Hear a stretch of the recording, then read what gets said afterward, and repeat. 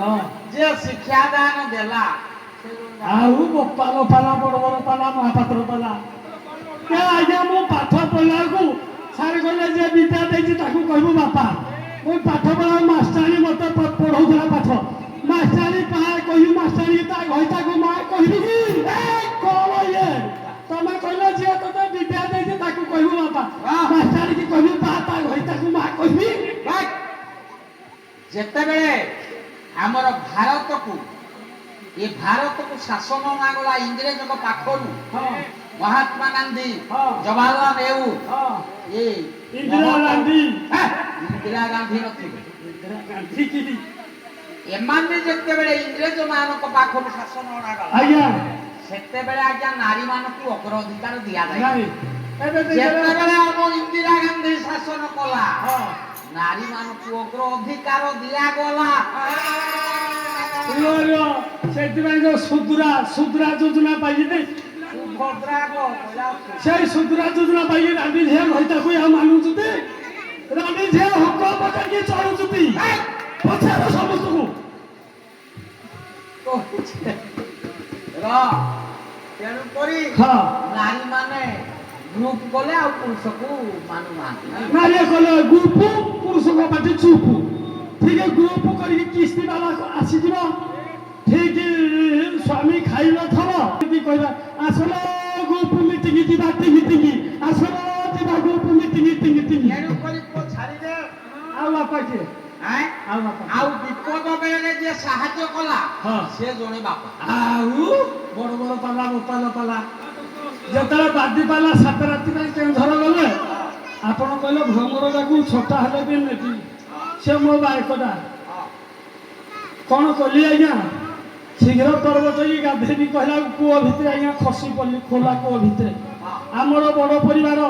10 ଜଣ ପରିବାର ସବୁ କାମ ଧନ୍ଦା କରି ଯାଇଛନ୍ତି ଗରିବ ଲୋକ ଆମେ ମୋ ଭାଇ ବୋହୂ ଥିଲେ ଘରେ ରୋଷେଇ କରିବା ପାଇଁ ସେ ଗରିଆ ଧରିକି ଦୌଡ଼ି ଗଲେ କୂଅରୁ ପାଣି ଆଣିବା ପାଇଁ ମୁଁ କୂଅ ଭିତରେ ଉଠୁ ବହୁଛି ମୋ ଭାଇ ବୋହୂ କହିଲି ହେ ମା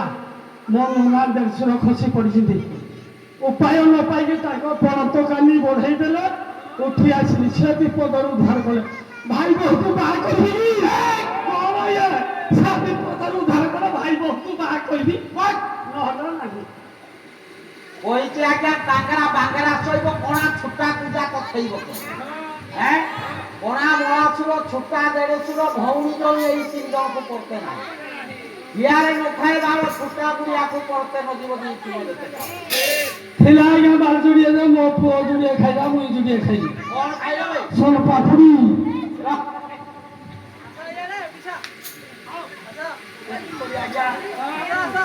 ଯଦି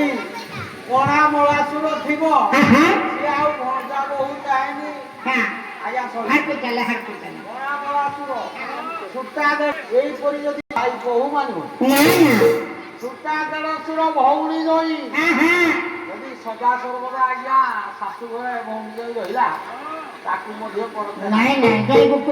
ନଥାଏ ବାର ଛୁଟା ଗୁଡିଆକୁ ପରତ ନ ଯିବ ଦେଇଥିବ ଯେତେ କାଳ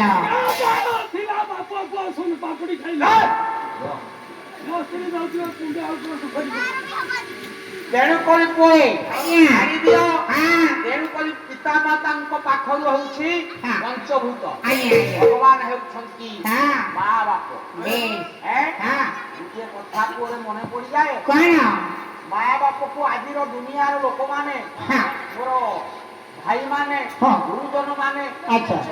କଣ କହୁଛନ୍ତି ମାଳିକା ଅଚ୍ୟୁତାନନ୍ଦ ମାଳିକା ତେଣୁକରି ନେମାର ମଠର ମହନ୍ତ ସନ୍ଥ ଶିରୋମଣି ଅଚ୍ୟୁତାନନ୍ଦ ଲେଖିଲେ କଣ ଲେଖିଲେ ଆଜ୍ଞା ବାପ ମାକୁ ବୁଢା ବୁଢୀ କରି ଘରୁ ଦେଉଥିବେ ପାଣି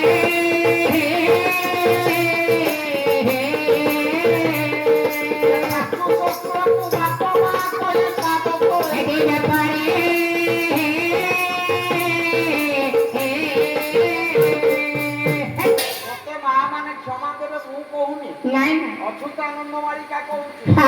ଆଜିର ଦୁନିଆରେ ମା ମାନଙ୍କୁ ପଚରା ଯାଉ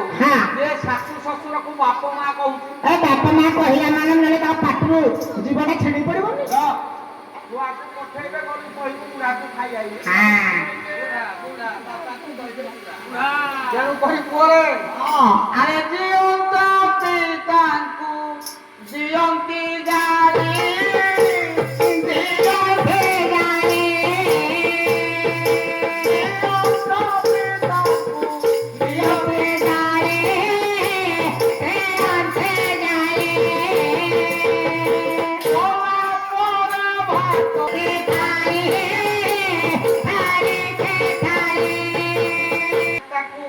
ଆଜ୍ଞା ଗାଳି ଦେଉଥିବେ ଯେତେବେଳେ ବାପ ମରିଯିବ କରିବେ କଣ ଚାରିଟା ସାରେ ଆମ ହିନ୍ଦୁ ଧର୍ମର ଗୋଟେ ପରମ୍ପରା ଅଛି ବାପ ଯେତେବେଳେ ବଞ୍ଚିଥିବ ତାକୁ ଖାଇବାକୁ ଦଉନଥିବେ ବାପା ମରିଗଲା ତା ଦିନ ଆମ ହିନ୍ଦୁ ଧର୍ମର ଗୋଟେ ପ୍ରଥା ଅଛି ଚାଟି ଖୁଣ୍ଟି ମାରି ଦେଇକି ଜାମିଡାଳ ପକେଇଦେବେ ଭାତ ଦେଲେ ଡାଲି ଦେଲେ କିନ୍ତୁ ଜୀବ ଥିବା ବେଳେ ଦଉନଥିବେ କହିବେ ବାପା ଆସ ତମେ ଖାଇବ ବାପା ଆଜ୍ଞା କୋଉଠି ଥିବେ ଜାଣିଲେ କି କୋଉ ବାରଣ୍ଡାରେ କୋଉ ଚାରିଆତରେ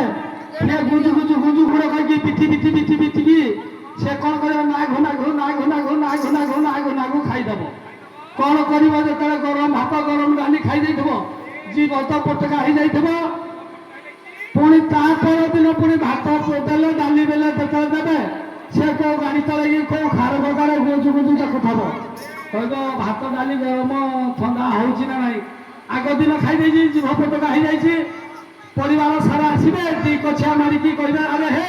ବାପା ମାଆକୁ କିଏ କ'ଣ ଗାଳି ଗୁଜବ କଲେ ଯେ ସେ ଖାଉନାହାନ୍ତି ଯେତେବେଳେ ଆଜ୍ଞା ପରିବାର ସାରା ଆସିକି ମୁଣ୍ଡିଆ ମାରିକି ଯିବେ ସେ ବାପା ତ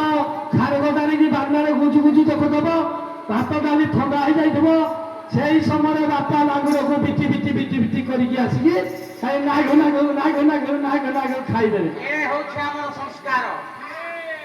ଜିଅନ୍ତ ପିତାଙ୍କୁ ଠେଙ୍ଗା ପାହାର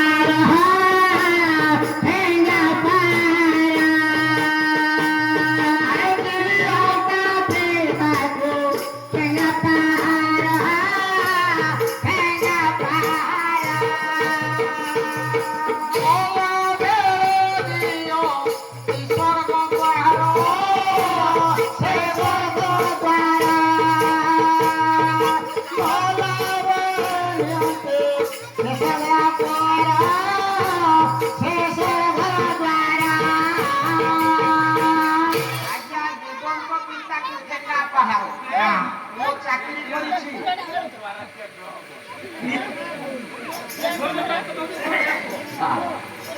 আজ্ঞা বাইবল ঘর থিব বাপ বুঢ়া লোক ছাপ খঙ্କାର পকেইবে বলি আজ্ঞা গুহাল ঘর শোইবাকে ଦେଇଥିବେ যেତେବେଳେ ଆଜ୍ଞା ବାପ ମରିଯିବ ପୁଅ ଚାକିରି କରିଛି ବଡ ଚାକିରି ଯଦି ସ୍ୱର୍ଗଦ୍ୱାରକୁ ନ ନେଲେ ତା ସାଙ୍ଗସାଥି କ୍ଲାସମେଟ ଲୋକ କହିବେ ଶଳା ଏତେ ଟଙ୍କା ରୋଜଗାର କରୁଛି ବାପକୁ ଏଇଥିରେ ସବୁ ସ୍ୱର୍ଗଦ୍ୱାରକୁ ନେଇ ପାଇଲେନି ଆଜ୍ଞା ଜୀବିତ କାଳରେ ଦେଇ ନଥିବ ସ୍ୱର୍ଗଦ୍ୱାରେ ବାପ ଦାହ କଲେ କଣ ବାପ ଉଠି ଆସିବ ଆଜ୍ଞା ଗୋଟିଏ କଥା ମନେ ପଡିଯାଏ ମୋର ଭ୍ରମଣରେ ଆମର ବାଦକାଳ ଥିଲା ସମ୍ବଲପୁର ରାଧେଶ୍ୟାମ ପଣ୍ଡା ତେଣୁକରି ଆଜ୍ଞା ସେ ବାଦ ପାଲା ଜଲ୍ଦି ଆରମ୍ଭ ହୁଏ ଯେତେବେଳେ ବାଦ ପାଲା ଜଲ୍ଦି ଆରମ୍ଭ ହୁଏ ଦି ଘଣ୍ଟିଆ ପେଣ୍ଡାଲ ପଡିବ ଦି ପେଣ୍ଡାଲ ପଡିବ ଆଜ୍ଞା ସେଇ ଗ୍ରାମରେ ଗୋଟିଏ 80 ବର୍ଷର ବୁଢା ଅଛି ସାପସିଆ ଦେଖାଯାଉଛି ସେ 80 ବର୍ଷର ବୁଢା ଶ୍ୱଶୁର ବୁଢା କହୁଛି ବୋହୁ ମା ଲୋ କିଛି ଦିଟା ଖାଇବାକୁ ଦେଲେ ମୁଁ ଶୀଘ୍ର ପାଲା ଦେଖିବି ବୋହୁ ମା କହୁଛି ବାପା ଅଦିନିଆ ପାଲା ଆସିଛନ୍ତି ସେ ପୁଣି ବାଦ ପାଲା ଟିକେ ମୁଁ ଦେଖିକରି ଆସିଲେ ଖାଇବାକୁ ଦେବି ଆଉ ଶ୍ୱଶୁର ବୁଢା କଲା ବୋହୁ ମାଟି ଦେଖିବା ପାଇଁ ଆଗ୍ରହ କରୁଛି ଆଜ୍ଞା ଯେତେବେଳେ ବୋହୁ ମା ଗଲା ପାଲା କି ଲାଖି ରହିଲା ଯେତେବେଳେ ଆଜ୍ଞା ପାଲା ଦେଖୁ ଦେଖୁ ରାତି 12ଟା ହେଇଗଲା ରାତି 12টাରେ ବୋହୁ ମା ଯେତେବେଳେ ଫେରିଲା ଭୋକ ବିକଳରେ 12টাରେ ଆଜ୍ଞା ଶ୍ୱଶୁର ବୁଢା ଶୋଇ ପଡିଛି ବୋହୁ ମା କହିଲା ବୁଢା ଲୋକ ହଁ ରାତି 12ଟା ହେଇଗଲାଣି ହଁ। ସେଇ ଖାଇବାକୁ ଦେଲେ ବୁଢା ତ ରାତି 12ଟାରେ ଆଉ ଦିନ ନା ନା ନା ନା ବୁଢା ଶୋଇଲାଣି ଶୋଇ ଖାଉ ଆଉ। ହଁ ଆଜ୍ଞା ବୁଢା ଶୋଇଛି ହଁ ବୋହୁ ମା ଖାଇ ପିଇ ଶୋଇଲା ହଁ। ରାତ୍ର ଯେତେବେଳେ ପାହି ଯାଇଛି ଆଚ୍ଛା ବୋହୁ ମା କଲା କଣ କଣ କରିଛୁ ହାତ ସମରୁ କାଧୁଆ ସାରି ସାରି ଖଣ୍ଡେ ଡାଲିଆ ଧରି ହଁ ଏ ବାଡିରୁ ଫୁଲ ତୋଳି ଡାଲିଏ ଫୁଲ ତୋଳି ହଁ। ଠାକୁର ଘରେ ପୂଜା କରିବା ପାଇଁ ଆଚ୍ଛା ଆଚ୍ଛା ଶ୍ୱଶୁର ବୁଢା ଆଜ୍ଞା ଉଠି ପଡିଲା ହଁ ଦାନ୍ତ ପତ୍ର ଘଷି ହଁ। ନିତ୍ୟକର୍ମ ସାରି ଆଚ୍ଛା। ବୋହୁ ମା ପୁରା କୁଛି କହିଲା କିଲୋ ମା ବାପା କାଲି ଠାରୁ ପୁରା ଖାଇବାକୁ ଦଉନାଉ ଆଚ୍ଛା ଆଚ୍ଛା ଭୋକରେ ମୋ ଅନଳ ଗଳିଲାଣି ହଁ ବାପା ଆମ ଠାକୁର ପୂଜା ସାରା ଆପଣଙ୍କୁ ଖାଇବାକୁ ଦେବି ଠାକୁର ଘରୁ ବୋହୁ ମା କହୁଛି ବାପା ହଁ। ଟିକେ ଅପେକ୍ଷା କର ମୁଁ ଠାକୁର ପୂଜା ସାରିଲେ ଖାଇବାକୁ ଦେବି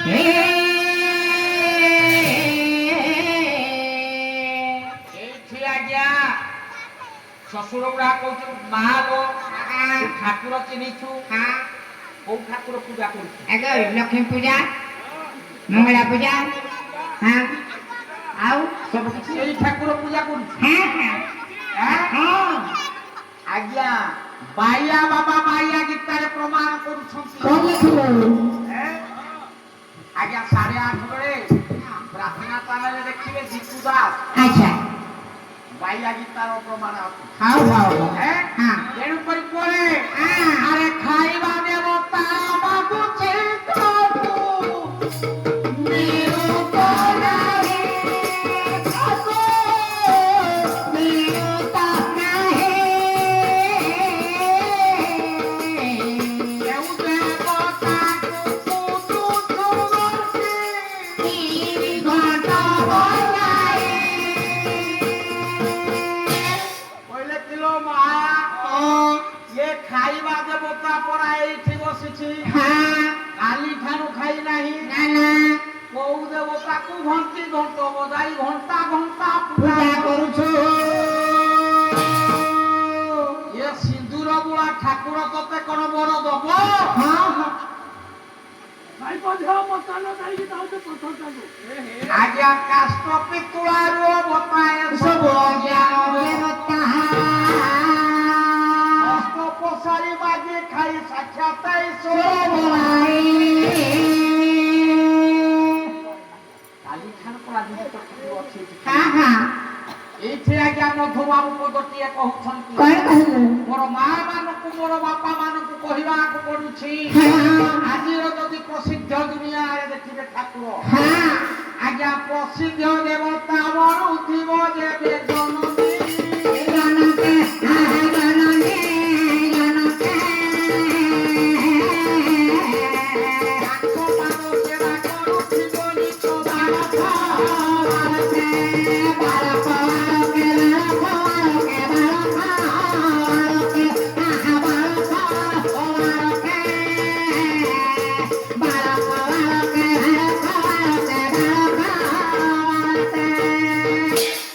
ଆଜିର ଦୁନିଆର ମୋର ମା ମାନଙ୍କୁ ମୋର ବାପା ମାନଙ୍କୁ କହିବାକୁ ଯାଉଛି हाँ ଯଦି ଦୁନିଆରେ ପ୍ରସିଦ୍ଧ ଦେବତା ଖୋଜୁଥିବେ ସେ ହେଉଛନ୍ତି ବାପ ମା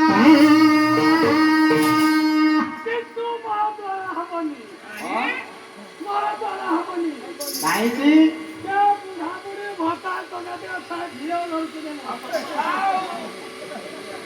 ଇରେ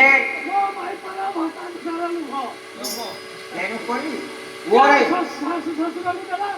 କୁକୁଡ଼ା ପଟା ବନ୍ଧୁ କୁକୁଡ଼ା କବଲା କୁକୁଡ଼ା ପତ୍ର ମୋ ତେଣୁ କରି ଛାଡ଼ି ଦିଏ ପୁଅ ଆଉ ଚାଲେ ଚାଲେ ଅତିବାହିତ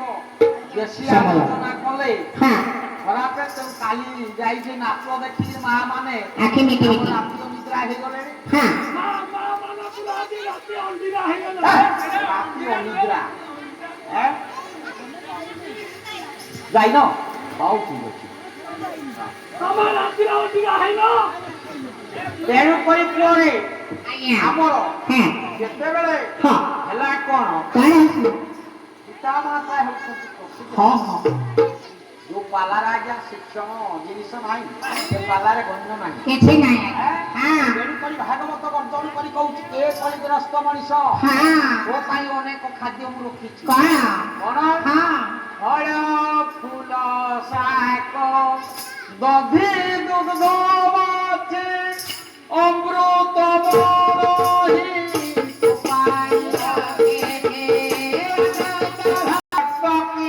କରୁতে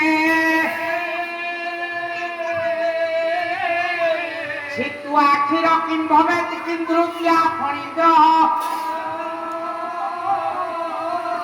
নিশাপতি কিংভবে কিঙ্করুতে নৃপয়া ইতি জয় কুরুতে শেষ যুগমাখ্য সা দেবতম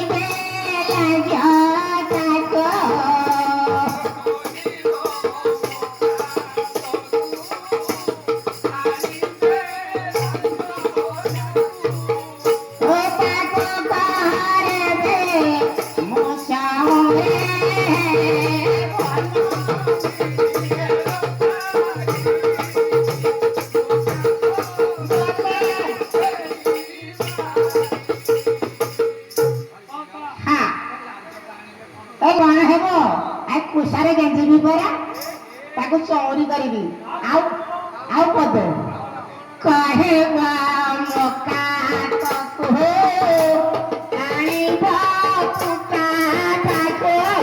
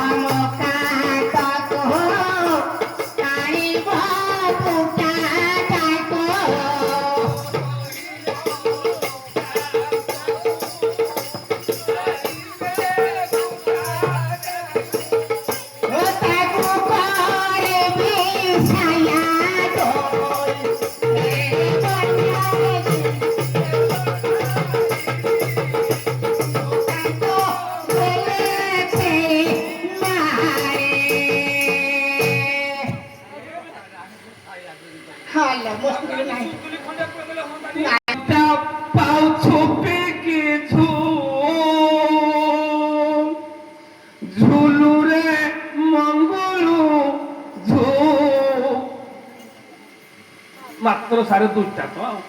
তুই তুই তুইটা পাও ছুপি কিছু ঝুলি ঝুলি যায় মঙ্গলু দাণ্ডরে মাই পপিতে তুলু তুলু রে মঙ্গলু মাই পপিতে তুলু তুলু ঝুলু রে ঝুলু রে মঙ্গলু তুই তুই তুইটা পাও ছুপি কিছু সারে মুই সেটাকে ভাবো যে পাউচ দুইটা দরকার ସେ ପାଉଛନ୍ତି ବସ୍ କଣ କରିବି ମୁଁ ଏ ଗାଁକୁ ଟେକି ଆସିଛି କଣ ଟେକି ହାତ ହାତ ଟେକି ତମେ କୋଉଟା ବୁଝୁଛ ସବୁବେଳେ କଣ ବୁଝିବି କହ ଏଇ ଭଳିଆ ବୁଝେଇଦେବି ଯେତେ ମା ମାନେ ବାପା ମାନେ ଉଠିକି ଘରେ ତୁଲ ପଡିକି ଶୋଇ ପଡିବେ ଇରେ ମା ମାନେ ବାପା ମାନେ ଯଦି ତୁ ମିଶି ପଡିବ କାହାକୁ ନେଇ ପାରା ଗାଇ ଏ ହାଲଜିନି ଦିଟା ପାଲଟା ଥିଲେ ହବ ବର୍ତ୍ତମାନ ମୁଁ ଆପଣଙ୍କ ନିକଟରେ ମୁଁ ହନୁମାନ ଭଜନ ଶୁଣିଲି ହନୁମାନ କହ କଣ ଯଦି ଭୁଲ ହେଇଗଲା ଆପଣ ମତେ ମାଇପ କରିଦେବେ ହେଲେ ମତେ କ୍ଷମାରେ କରିଦେବେ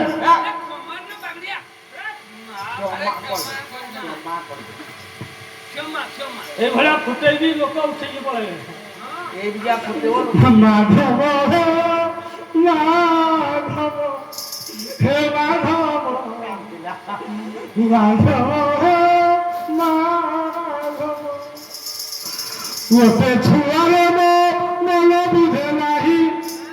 ବାରଟା ଛୁଆର ମୋ ସ୍ତ୍ରୀର ଲୋଭ ମାଧବ ହେ ମାଧବ ମାଧବ ହେ